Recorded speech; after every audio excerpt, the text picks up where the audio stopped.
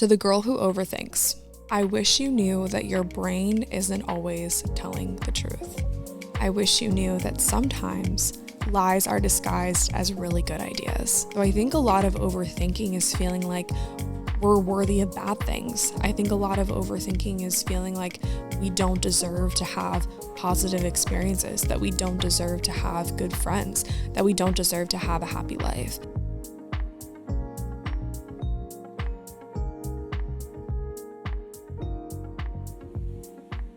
Hey guys, what's up? Welcome to or back to the show. Thank you so much for clicking on this episode.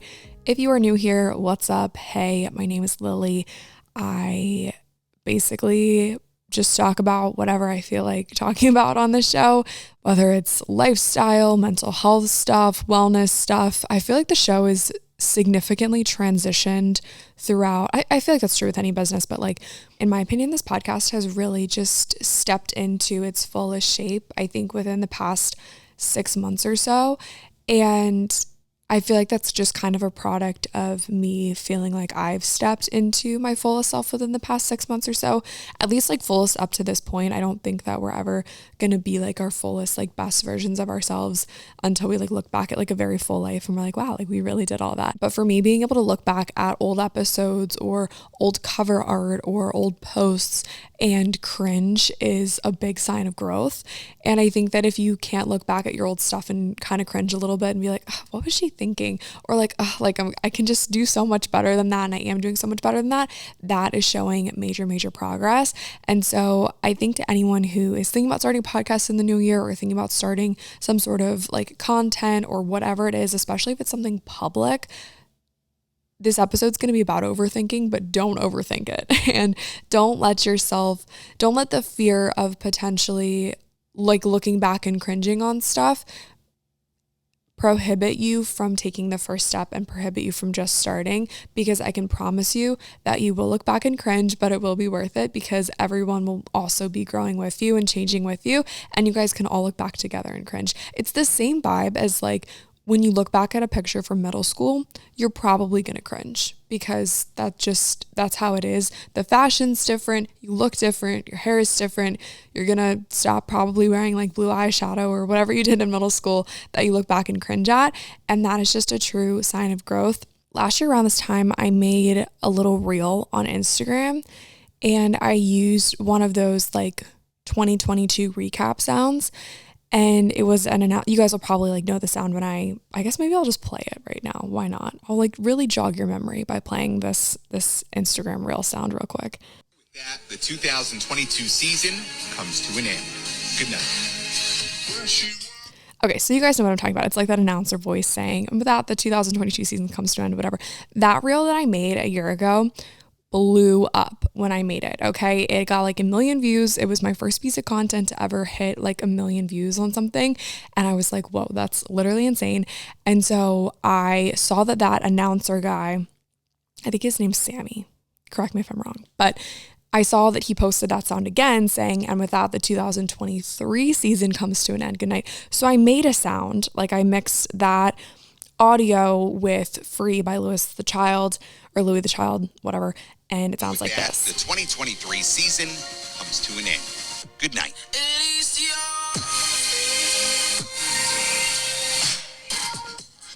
And it just is so like happy and fun. And I placed all kinds of pictures in that reel that really encompassed like the friends that I made this year and the things that I did this year.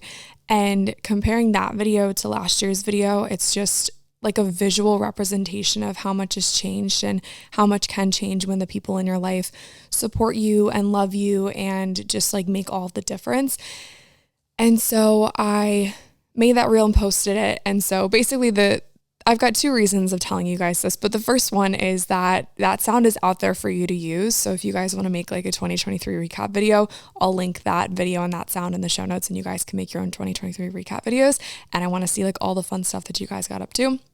But the second thing that I think is important to note is just how much goodness can happen in your life when you make a conscious decision to prioritize your own happiness and to prioritize your own well-being and not being afraid to make bold decisions and take risks and challenge the idea that you're an anxious person and challenge the idea that you're an overthinker and challenge the idea that you're not going to amount to anything because your mind just won't let you. Challenge the idea that your mind is the one thing that's holding you back. This episode is kind of going to be like an open letter to the overthinker, an open letter to the girl who can't stop evaluating every little potential thing that might or might not happen, to the girl who can't stop worrying, to the girl who is letting her anxiety completely take over her life.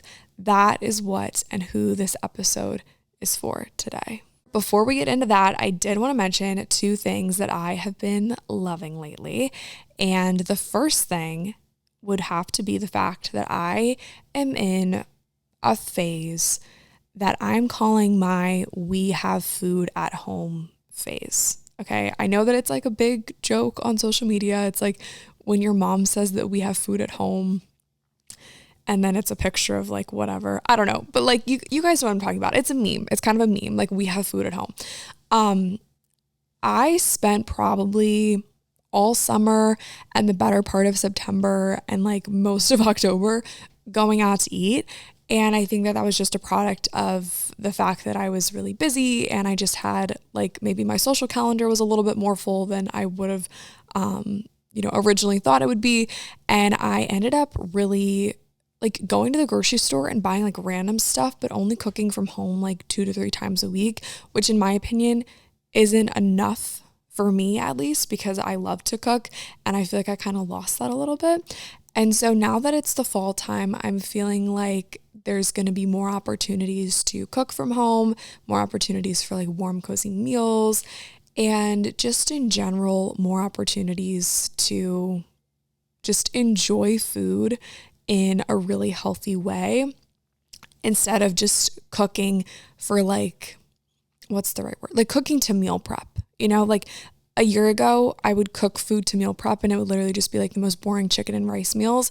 And then I would like take it to work and like warm it up. And like none of that really was fun for me. So I kind of stepped away from the kitchen and stepped away from cooking for a while because it wasn't making me feel good. And then I just kind of like outsourced that part of my life.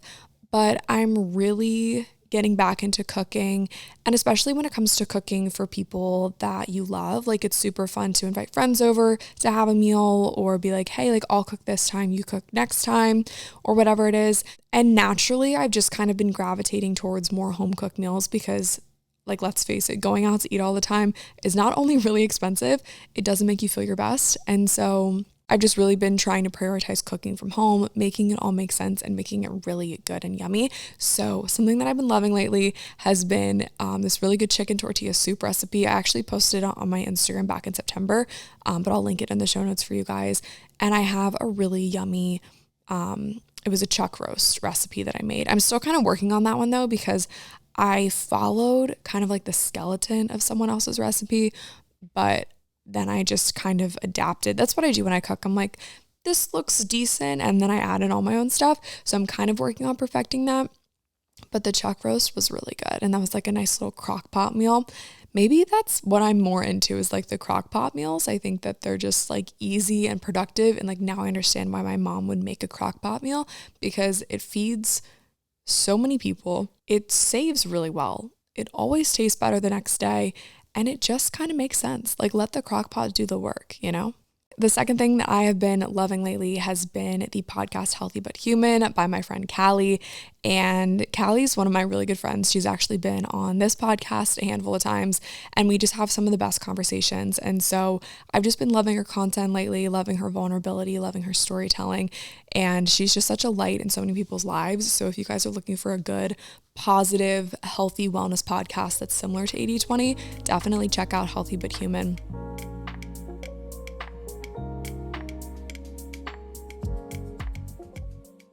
So this is just a very transparent moment. I feel like ever since I started filming my episodes, I have a little bit more trouble like getting into the zone.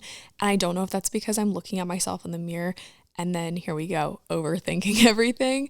It might be kind of distracting just like seeing myself, or I don't know. I feel like the videos are good because I like to have something to post on Instagram. I like having the Reels content, TikTok content, whatever. And I like being able to post it for you guys to see. And I think that that's super important. Like I've been in a season where I've been watching podcasts on YouTube and like turning them on my TV and stuff. And that's been super helpful. I'm also like wearing a hat in this episode and I feel like the lighting's like a little weird, but whatever. I mean, what can you do? Daylight savings like really mess with my flow, to be honest. I don't know if that has anything to do with the lighting, but I'm sure like where the sun is versus like the time that I record, it has a lot to do with it, but what can you do? If you have a camera or do anything creative, you'll be like, oh, I totally feel you, girl, on the lighting thing. But if you don't do that, you're going to be like, what is she even talking about? She's totally on a tangent. Long story short, I have been overthinking so many things. And especially when it comes to the podcast, when it comes to the video, when it comes to like where I want to take the show, all the things. I'm a notorious overthinker and it can go one of two ways. Okay. I think that overthinking can completely overtake your life if you let it, but you can also use it to your advantage. I was in an Uber a couple weeks ago with my sister, and from the beginning, it was a really weird experience. Like the Uber driver, like, you know how when you hop in an Uber and you're like, hey, like, who are you here for? And then they're supposed to be like, oh, I'm here for Lily. The Uber driver was like, well, what's your name? And I was like, well, what's your name? And he was like, well, what's your name? And I was like, well, what's like the name of the person that you're here to pick up? And he wouldn't say like, oh, I'm here for Lily. He just kept saying like, you tell me your name. And I was like, okay, well, I have a name on my phone of like the driver. Are you so-and-so? And he's like, yeah, I'm that person. Like, you know, who else would it be? And then we got into like a little argument about our names. And I was like, bro, like this is weird.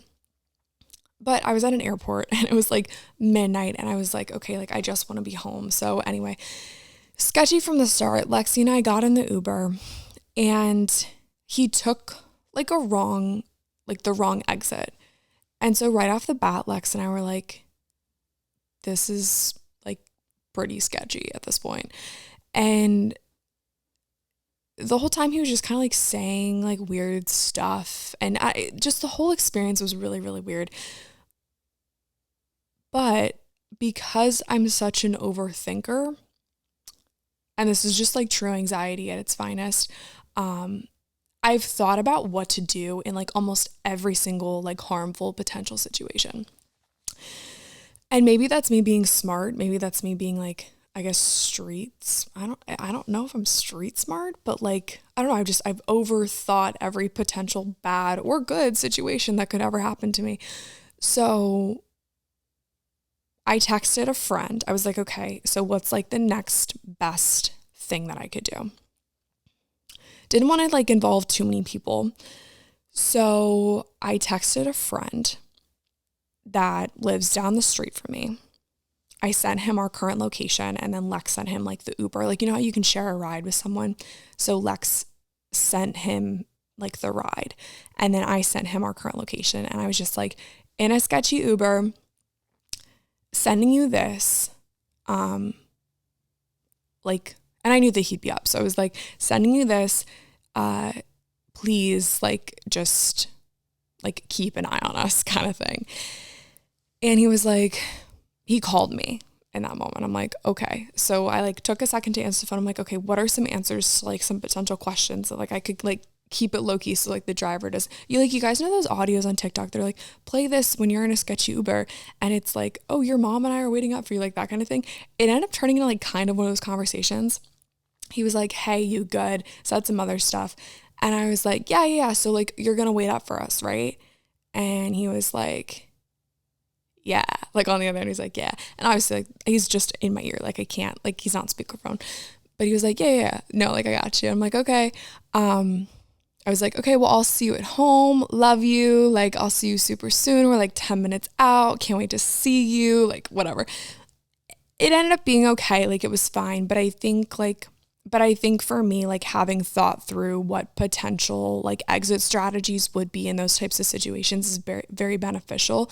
And overthinking in an intelligent way was helpful in that situation. So I think that that's fine.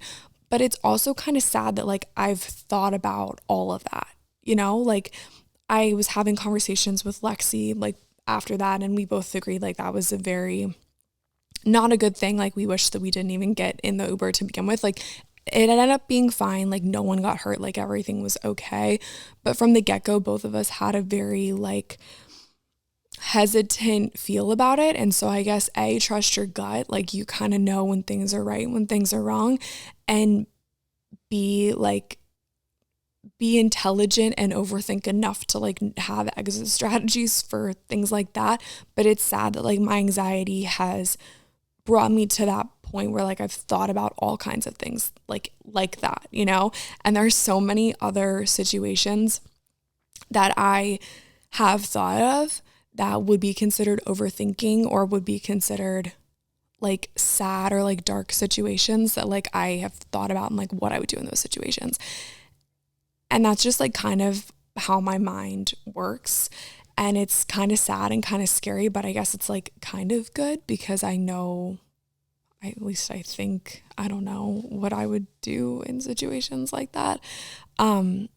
But I'm always in a constant struggle because I'm like, okay, I'm constantly anxious and constantly worried that bad things are going to happen to me. So I have exit strategies, but also I'm constantly worried that bad things are going to happen to me. And that's really not a good thing. That's just anxiety. There's a big difference between being intelligent and being well prepared and being anxious and being worried. And that's kind of where the line gets blurred for me because I'm like, okay, am I supposed to be constantly worried about this stuff? Or can I be prepared and have good situational awareness and not constantly walk around feeling anxious about specific things. So today we're going to talk about the latter, like constantly walking around being anxious, thinking that you're going to get yourself into bad situations, constantly thinking that bad things are going to happen to you, constantly overthinking about what people think of you, how you look, how you feel, all that stuff. We're going to talk about that type of overthinking.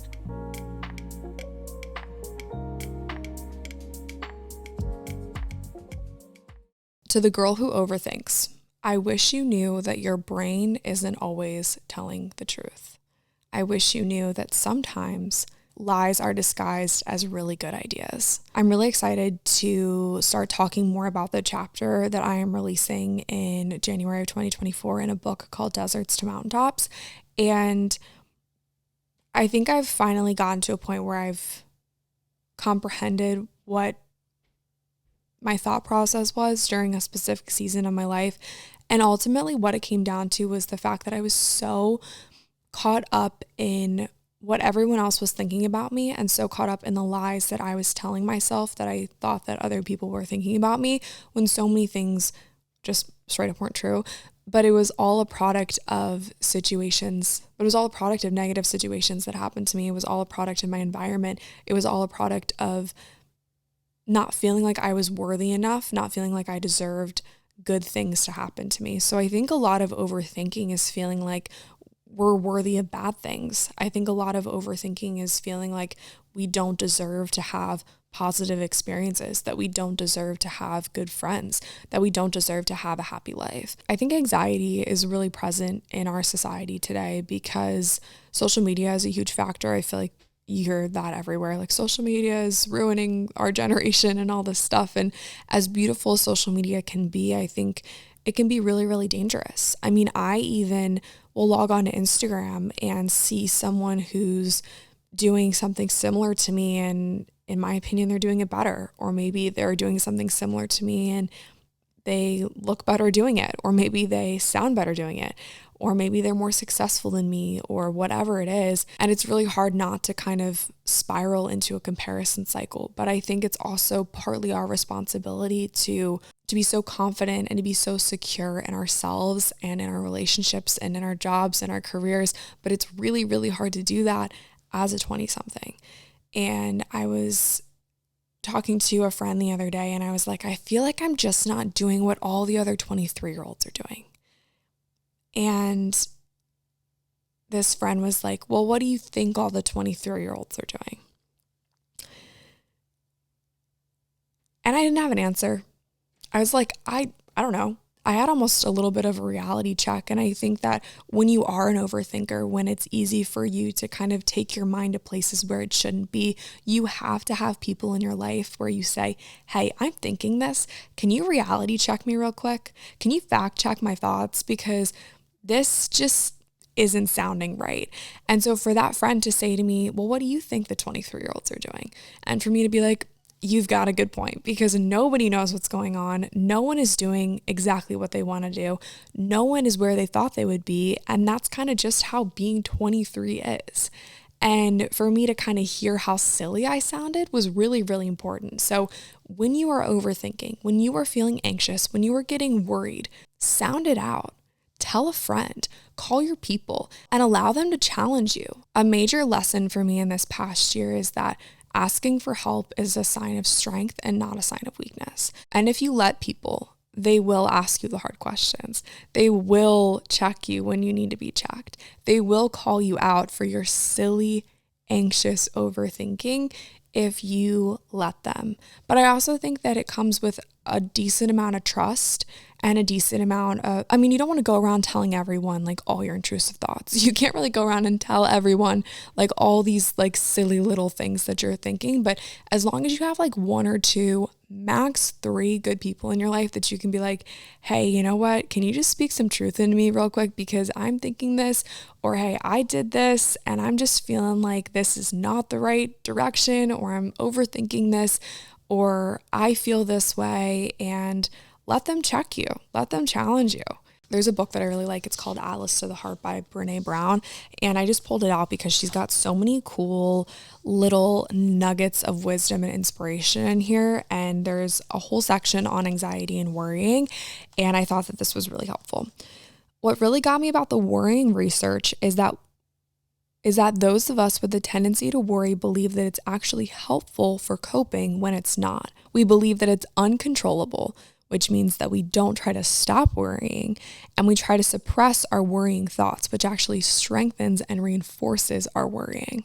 I'm not suggesting that we worry about worry, but it's helpful to recognize that worrying is not a helpful coping mechanism, and that we absolutely can learn how to control it. And rather than suppressing worry, we need to dig into it and address the emotion that's driving that type of thinking. I think that really just hits the nail on the head, because I think that strategy is probably the best, is digging into these negative, anxious, worrying type of thoughts and being like, where are these stemming from? What is the reason? What's the root of the problem? So a great example is the one that I just presented of me going to my friend saying, I'm worried that I'm not where I want to be in life. And that friend calling me out and being like, well, why? And so I think surrounding yourself with the right people who ask the right questions is really, really important. But what if you don't? What if you don't have good people that ask the right questions? I think that there's so much power in journaling. And I know that that's such a cliche little coping mechanism, but sometimes all you need is some one-on-one time with you. Take yourself on a little date, take yourself maybe out to coffee, and just kind of write through what you're going through. And something that's been really helpful for me is writing through what I'm going through and then praying about it and talking to God about it and just being like, hey, I've got a situation and let's talk about it. Let me give this to you. And the cool thing about that is that oftentimes the worrying will start to sound silly, and then you can kind of just like get it off your chest. You know how when you have a conflict with a friend and you talk to them about it and you're like, oh, it's so good to just get that off my chest. Same thing when it comes to your worrying, your anxious thoughts. When you get it off your chest and just give it to something that's greater than you, magic happens. The thing that I'm not very good at though is praying about it, saying, God, I give you this thing that I'm going through, and then sitting back and not doing anything about it. So that for me is the trickiest part, is once you give it to God, once you pray about it, once you talk to a friend about it, whatever you decide to do about this worrying, about this anxiousness, the next best step is to not do anything with it. The next best step is just to let it be. Because if you say that you're giving up on worrying, you actually can't worry about not worrying anymore, if that kind of makes sense. So similar to what Brene Brown said, the more that you worry about worrying, the more you're just going to worry.